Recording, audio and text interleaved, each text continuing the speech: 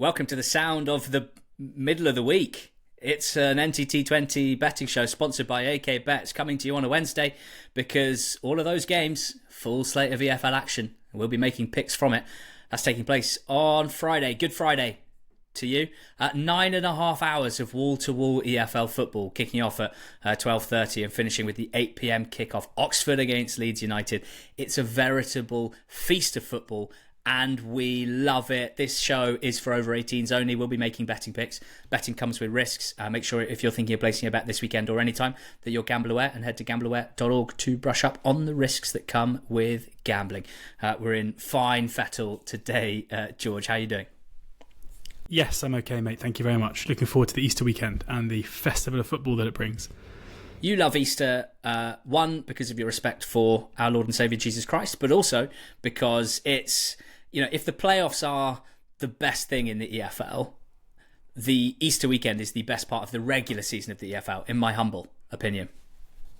For sure. I mean, there's almost too much football. We go to my in-laws every Easter, and it's always commented on that, like, there can't be another game, surely, given it starts on Friday at 12:30 and goes on until Monday evening. But yes, there is another game, and yes, I need to watch it. Yes, it's my job. I know it's annoying. So yeah, bring it on. Yeah, I'm at the in-laws recording this already. I also love that our fathers-in-law both have the most classic father-in-law names, John and Andrew. Quite Correct. biblical, actually. Mate, last week went well. It must have been our best week of the season. You got a 14-1 long shot. The Swansea draw no bet, Oxford draw no bet devil. I can't believe you've got that up, but it's a hell of a bet. It's a great bet. I think I've found something that's quite fun in these bets, where like you have the double, one of them's a draw, you get the single up, lovely. Both, it's just there's so many things at play. It's just a great way to back a couple of outsiders. So, spoiler alert, I'm gonna do it again today. Brilliant. Because during the game, Swans were ahead, and I had that moment of thinking like, that'd be annoying for George if he gets Swans up and not Oxford. But then I was like, no, that's a draw, so we'll just void that. We'll take the Swans winner, and then Yellows did one of their long throw goals, and here we are. Throw it in the Boxford. Thanks very much. 14-1 long shot winner. My long shot was Stockport -2. They were 3-1 up with 20 minutes to go and gave us an exciting last 20, but didn't get that over the line. But I did get a 2-1 nap up with Millwall beating Barrow. Second 2-1 nap winner in a row after the Barrow one the week before. Did get a 12-5 next best up. Burton beating Huddersfield handsomely by 3-0. The only really sad thing was that I was super excited for that Bobby Thomas price, and he was injured and didn't play on Monday night, so that was void. But yeah, you got Barrow DNB up as well as your next best, beating Walsall handily. The Daniel Benny pick was unfortunate because he was benched and came off the bench towards the end with no goals, and your Bristol Rovers nap was a loser as well. We got the unders quad up again, second winner of those in the last 3 weeks. The week that we didn't win, we got 3 out of 4, so pretty good hit rate. 11 of the last 12 unders picks have been spot on. That was a 7-1 winner, with QPR Bristol City being 1-1, Wigan Wrexham 0-0, Wycombe Stevenage 1-0, and Cambridge Charlton 1-0 to Charlton. But all focus on Good Friday now. What's your best bet of the week? My best bet of the week is Reading at 13-10.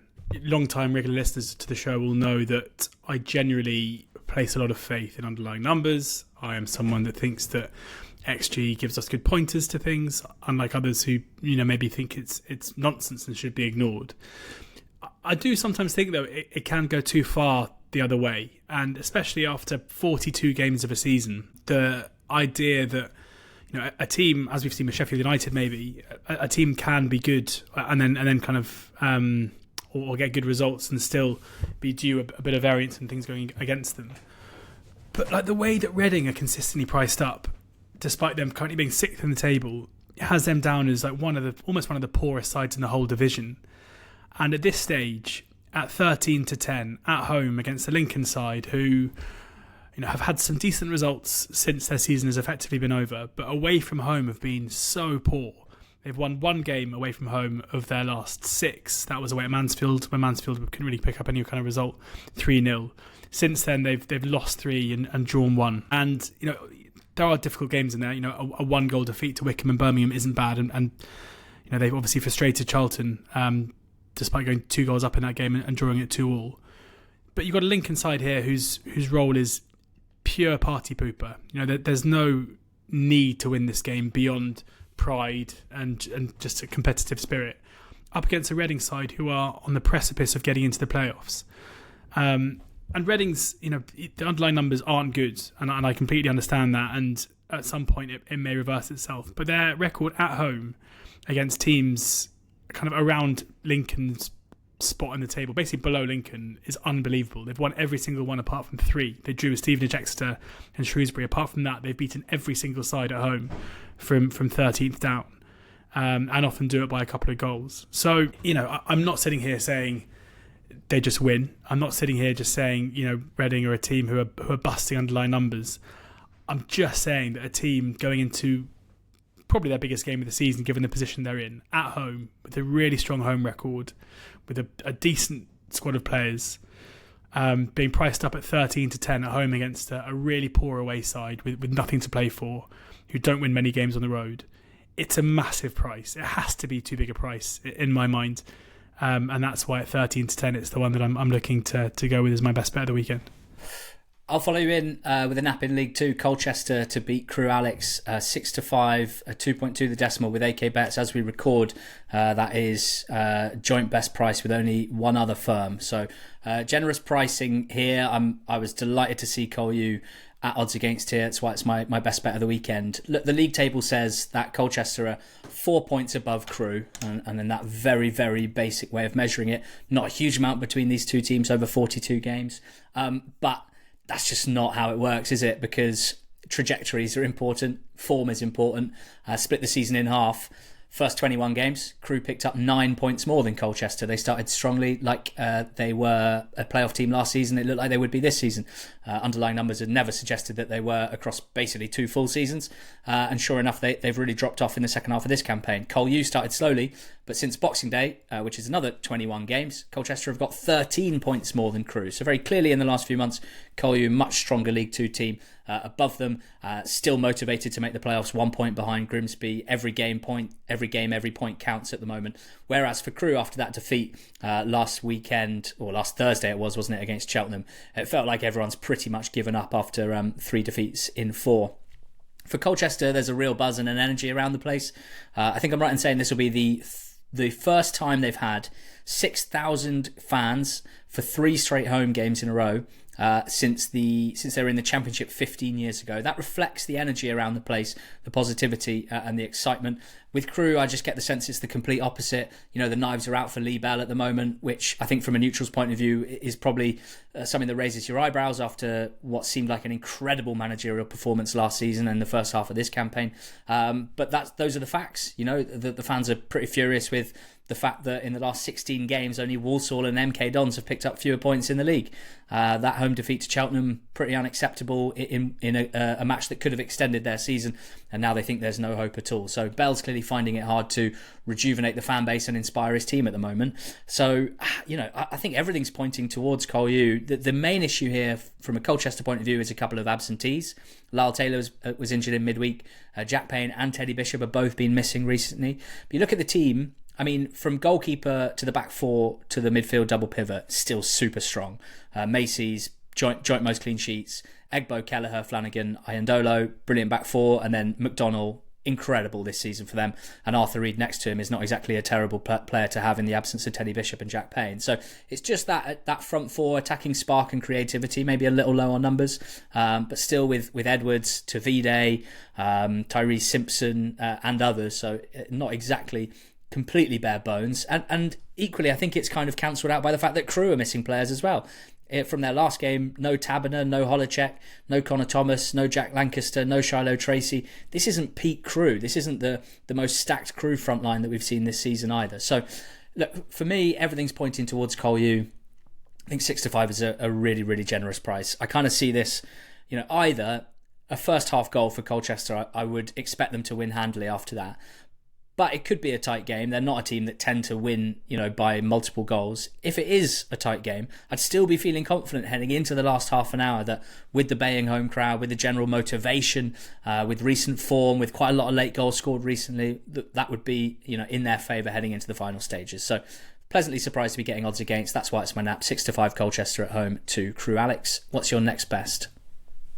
My next best is Barrow, who are You got a little crush on Barrow. You got a little crush. Third week in a row. Step aside, Fleetwood Town. There's a new team in town. Fleetwood are the side that I've kind of been keen to get with in recent weeks, but their last two performances have been so beachy. Like, it's almost like they went a good run of form, and Pete Wilder was like, "Yeah, okay, cool, we can do this now. Let's sack it off." Like 4-0 at home to Swindon, 3-0 away at Chesterfield, 7-0 aggregate over the two games. Their good performances under Wild have come away from home. Gillingham, Crewe, MK and Accrington Stanley, they scored 14 goals in those 4 games, winning all of them and winning them comfortably. At home, it's been a different case where they're winless now in their last 5 at home, the last of those being the defeat against Swindon. And the big thing for me about this is Barrow. And with Barrow, normally when this happens, where a team obviously improve and pick up better results, I think the market's always quite quick to re-rate them and as a massive improver. And it's rare that for this period of time you can consistently get the value. Like, there's no way they should have been outsiders at home to Walsall last time out, as we said on the pod. They were a big price against MK Dons, as we said on the pod, outsiders in that game too. And again here, 12-5, when the results they're getting are so strong. If we look at the XG ratio table to the beginning of March, where this good run started under Andy Wing, they rank 4th in the league. Like, they are just legitimately one of the best teams in the division right now, up against a side in Fleetwood who, yes, they have good days, but more often than not, their good days come away from home, and they've regularly been well beaten on days where they don't turn up. So I've been backing Barrow Journo in the last couple of weeks, which has been, in part because of the opposition. Whereas here, I think with Fleetwood, because they are a massive low ceiling, high floor team, I think let's get rid of the insurance here, because if good Fleetwood turn up, then we could be in trouble. But if the Fleetwood we've seen in the last couple of games turn up, I think Barrow should win this game and do it comfortably. So 12-5 about them to carry on their good form and keep the good times rolling for Andy Wing is my next best. Yeah, I'm going back to a former favourite. I think it's probably the 3rd or 4th time I picked this season. It's Charlton to win 0.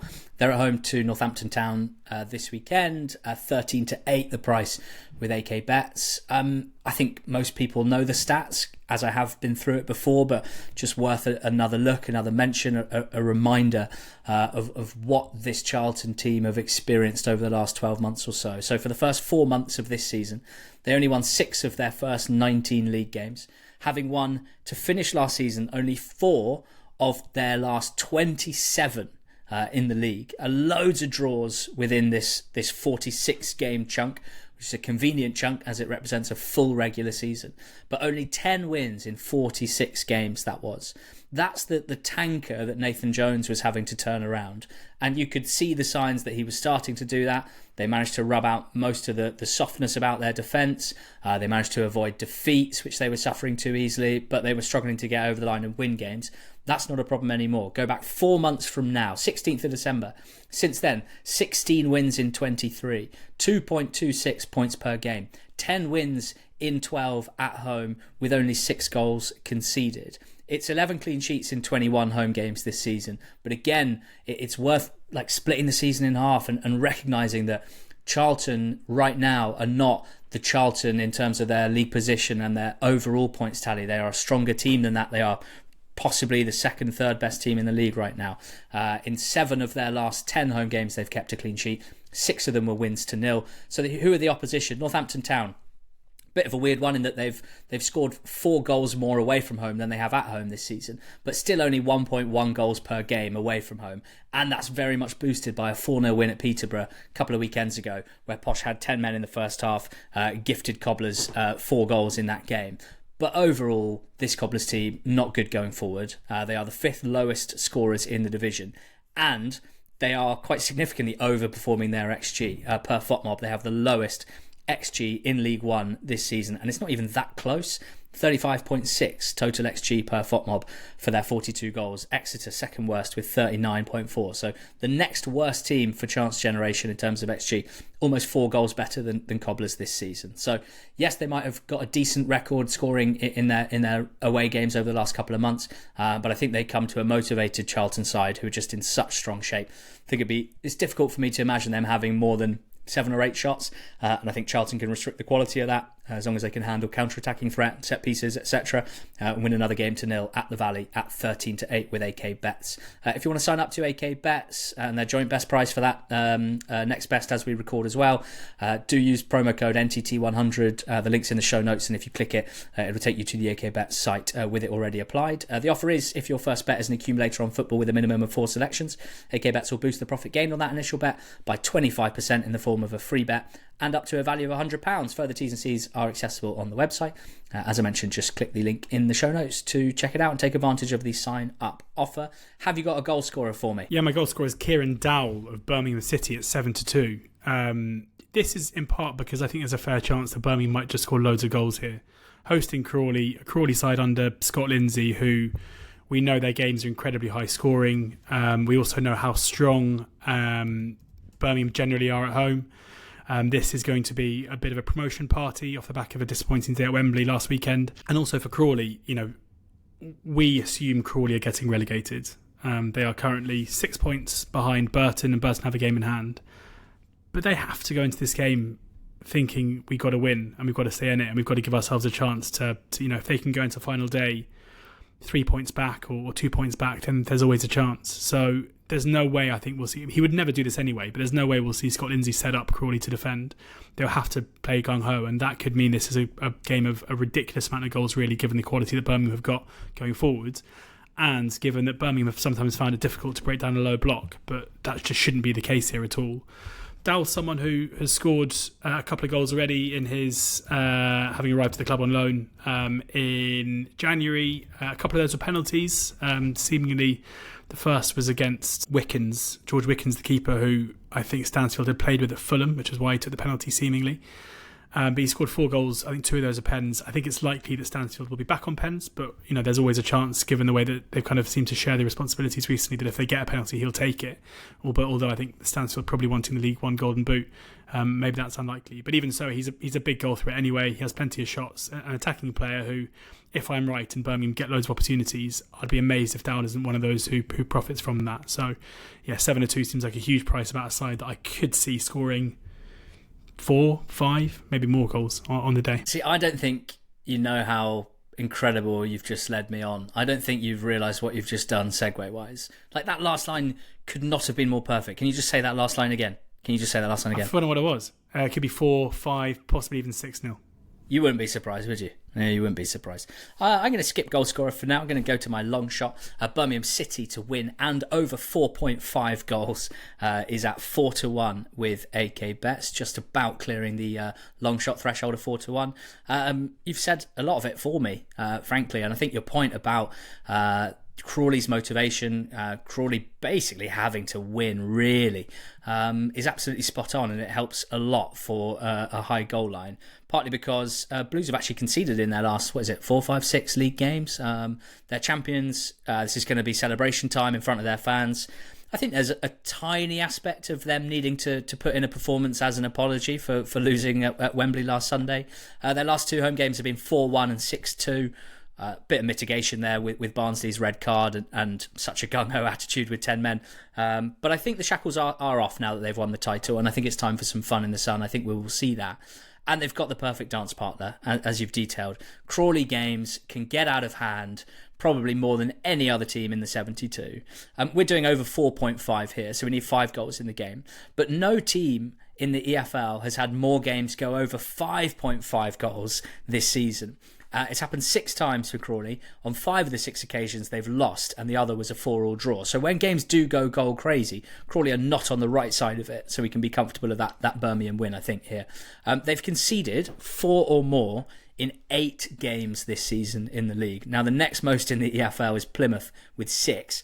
The other 70 teams outside of Crawley and Plymouth, no one's conceded 4 or more than 4 times. It's why I call them the most unserious team in the entire EFL, from top to bottom, pretty much. And yeah, so I initially came into this thinking I might pick Alfie May or Stansfield to score 2 or more, about 5-1, both of them. I'm finding it difficult to predict exactly who's going to start, how many minutes they might play. They are very clearly keen to get Jay Stansfield to win the Golden Boot, even if he's not really playing ball by refusing to score from open play in 2025. I mean, he looked really knackered at the end of that final at Wembley. He's not in particularly good form in front of goal, and Alfie May absolutely is. But I'm still not entirely confident that May will start. If he does start, I just want to flag this, I will be looking at that 2 or more price, the hat-trick price, partly because 6 players have scored braces against Crawley this season in their 42 league games. End of season Alfie May is the most dangerous striker in EFL history. He's got 81 goals in League One over the last 4 seasons, 37% of them coming after March in each season. He absolutely loves it. So if he's on the pitch here, particularly if it's in the second half where I think the game will open up even more, I would expect him to score. I'm just not 100% sure if he's going to start. So the pick is Birmingham and over 4.5 goals at 4-1. It ties in very nicely with your Kieran Dowell pick. What's your long shot? It's another draw no bet double. Kicking off with Portsmouth. Portsmouth, who travelled to Norwich. They're 23-10 draw no bet. Pompey, obviously a side that we know really struggle away from home. But I think that earlier in the season, their away form was really bad and their performances were really bad. They were one of these teams in the Championship who away from home just couldn't really get a foothold in games. I don't think, even though they've lost 5 of their last 6 away games, I think they've been a lot better on the road and way more competitive. It started with a 2-1 defeat away from home against Sheffield United, where they were by far the better team and everyone knew that they were the better team, including Blades fans. They followed that up with a 2-0 win over Oxford, their first win away from home since the middle of October. A 1-0 defeat away at Luton, where they gave a few chances where Conor Ogilvie missed a massive opportunity late in the game. They then travelled to Preston, whose home record under Hecky is incredibly strong, and were touched off 2-1, conceding late. Similar story away at Millwall, so impressive under Alex Neil, concede late to lose that game 2-1. And then they go to Coventry a week or so ago, and they were beaten 1-0 due to a 94th minute strike against a side who are banging form. The fixtures are hard, they're not being beaten out of sight, and up against a Norwich team who have nothing to play for, whose fan base aren't particularly happy, who have had a decent home record for most of the season but were beaten by Sheffield Wednesday a couple of weeks ago, couldn't get past a Sunderland side out of form recently. I just think, given the magnitude of this game for Pompey, where they are still very much in need of points, up against a Norwich side who are one of the first in the Championship with nothing to play for, it wouldn't surprise me if Pompey got at least something out of this game, and I think a value to do so. And then in League One, we've got Cambridge, who look relegated, but again, similar to Crawley, won't think that they are, whilst there's still an opportunity for them to get the wins needed to kind of force their way back into the reckoning. Away at Huddersfield side, who are just falling apart at the seams, really. It's not a happy place at all. We're not levels of Sheffield Wednesday from last week here, but it feels like at a Huddersfield side where, even though they've got stuff to play for, it's unrest amongst the fan base about what's going on. It's frustration about the way that the team has fallen apart. The performances and the results haven't improved at all since Mike Duff left. It's not a massive surprise. It never really felt like it was Duff's problem, but you can understand why they made a managerial change in order to try and sort it out. They've lost 4 of their last 5 games, 7 of their last 8 games. They're just not a functioning football team right now, and it wouldn't surprise me if Cambridge were able to put it up to them and get something out of the game. And they are 15-4 to do so. 15-4 to do so. So 23-10, 15-4. Pompey, Cambridge draw no bet double, coming to just over 14-1 for the pair. My goal scorer pick now is another Kieran. You've got Dowell. I've got Green. 5-1 for Grimsby at home to Swindon in League 2. Kieran Green's got 7 goals in 32 starts, a good return from an attacking midfield position, 1 brace in there. So any time has landed in 6 of his 32 starts, so 5-1, fairly fair. From that point of view, the price isn't miles out necessarily. But first thing I want to say is that this is nothing to do with him scoring from his own half last week.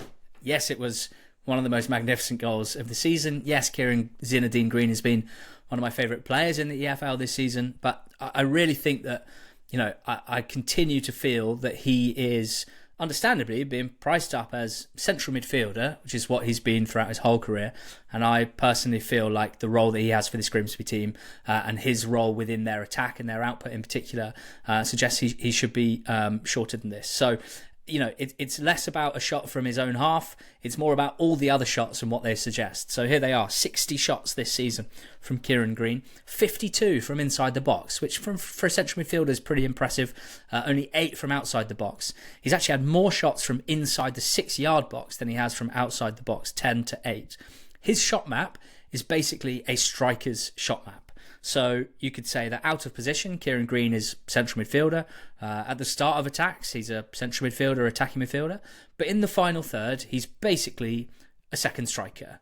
And he's more of a goal threat, I would argue, in open play than Danny Rose, who generally plays as Grimsby's striker. He's a foil for Rose, and he ghosts into the box late. He's a threat aerially from crosses as well. He scores a lot of different types of goal. The stat that astounds me is that Kieran Green's had more touches inside the box per 90 than any player that isn't a striker in League Two this season. But even if you account for every single player in League Two this season that's played over 1,800 minutes, the only players that have taken more touches inside the box per 90 are Andy Cook, Billy Sharp, Marcus Dackers, Jayden Stockley, David McGoldrick and Alassane Jatta. Those are all strikers.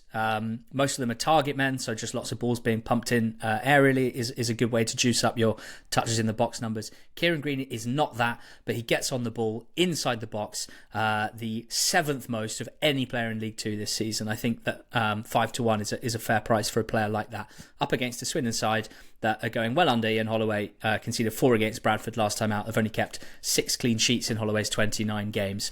And Grimsby obviously still going full tilt for the playoffs, so I expect Green to play 90 here. I think 5-1's a good price, anytime goal scorer. Kieran Green of Grimsby, unders quad again, ole ole, as the fans would chant if we had any. It's at 7-1 again. Ole ole, just like last week's winner was. George, you've got Wrexham, Bristol Rovers and Shrewsbury Wigan. I recognise a couple of those names from last week's winner as well. Yeah, why change? Wigan are a side at the moment who I think you just need to follow for unders basically every game. 1-1, 0-0, that 2-1 against Charlton, the only outlier. 0-0, 0-0, 1-1, 1-0. They're a team that just completely drive. Those are all their away games, I should say, up against the Shrewsbury side whose attacking output all season's been poor and are effectively relegated. I can't see why this would develop into an overs kind of game. And then Wrexham, I've been pretty concerned about their attacking output for a long time. We're doing these videos for Dragon Sports at the moment, a Welsh sports website, and I did a bit of a deep dive into Wrexham earlier in the week and discovered that if you take out the game against Burton, where Burton were down to 10 men after 11 minutes, and you take the other 9 of the last 10 games, they're averaging 8.66 shots per game, which at an average is fewer than even Shrewsbury, who are the lowest all season managed. So they are really shot shy at the moment. They're not getting into great positions. They're defensively obviously very, very sound. And Bristol Rovers not the best away from home either. So everything to me points as Wrexham being one to follow for unders as it stands. And I'm adding from League One, Reading against Lincoln, your Napa, Reading. So we've got to kind of thread the needle to get both of these in, a 1-0 or a 2-0 Reading win. Would do that. Look, their games they were kind of loose for most of the season. I always thought under Sellers that Reading were a fairly goalsy team. But now that there's something to protect, they've really tightened up at home under Noel Hunt. 7 of their last games at home have been under 2.5 goals. Lincoln are a good opposition, I think, for unders. They're generally happy to boil games down to not very much. They're a counter-attacking team that don't pose a huge threat going forward, and they're generally an unders team as well. 12 out of their 21 away, and 5 of their last 7 games total have gone under 2.5 goals. And then Cheltenham, Gillingham, I must admit this was the standout under 2.5 price for me of the whole weekend. Cheltenham Gills in League Two. I mean, over the last chunk of, I think it was 6 or 7 League Two games that I looked at, these two have the second and third lowest non-penalty XG in their games combined. Second lowest and third lowest goal expectancy, essentially. Both have had a couple of rogue outliers that have gone overs. Cheltenham obviously 3-2 at Crewe last time out. Gills had that 2-2 against Salford, which is the only one of our last 12 unders picks that hasn't come in. But they are both, within their bones, Cheltenham and Gillingham are big unders teams. And I think the price is really good. So that rounds off the 7-1 fourfold under 2.5 goals in Wrexham, Bristol Rovers, Shrewsbury, Wigan, Reading, Lincoln and Cheltenham, Gillingham. Great fun, George. We're both on our best behaviour at the in-laws over the next couple of days to build credit ahead of an absolutely mammoth weekend of EFL football. We'll be doing the weekend recap on Tuesday, as you'll understand, with a full slate on Easter Monday. But just recap your selections for Good Friday, and then we'll head off into the Easter sun. I'd love to. I don't think it's going to be very sunny, though. Reading in my nap at 13-10 at home to Lincoln. Barrow at 12-5 away at Fleetwood. My next best, Kieran Dowell anytime for Birmingham City, 7-2 at home to Crawley. And then a draw no bet double, Pompey and Cambridge at just over 14-1. My nap, Colchester to beat Crewe 6-5. My next best is Charlton to win 2-0 at home to Northampton Town 13-8. All prices with AK bets. Goal scorer Kieran Green 5-1 of Grimsby at home to Swindon. And the long shot is Birmingham and over 4.5 goals in their home game against Crawley. That's at 4-1, the unders quad. Wrexham, Bristol Rovers, Shrewsbury, Wigan, Reading, Lincoln and Cheltenham against Gillingham. Thank you so much for being with us all throughout this season. Really is, God, it makes such a big difference to my weekend when we have a good week as we did last week. And let's hope for the same this weekend. Hope you have a great Easter weekend. You won't all have a great Easter weekend because realistically there's going to be some high drama across the three leagues. There's going to be a fair bit of heartbreak, a couple of relegations confirmed. And what if maybe every single club won one game and lost one game? Oh my God. It'd be amazing. There'd still be some relegations. I think probably Shrewsbury? Yeah. Cambridge? Yeah. Anyway, thanks to AKBS for sponsoring the betting show all season long. It's been a real treat. We got a couple still to go. Cheers and go well.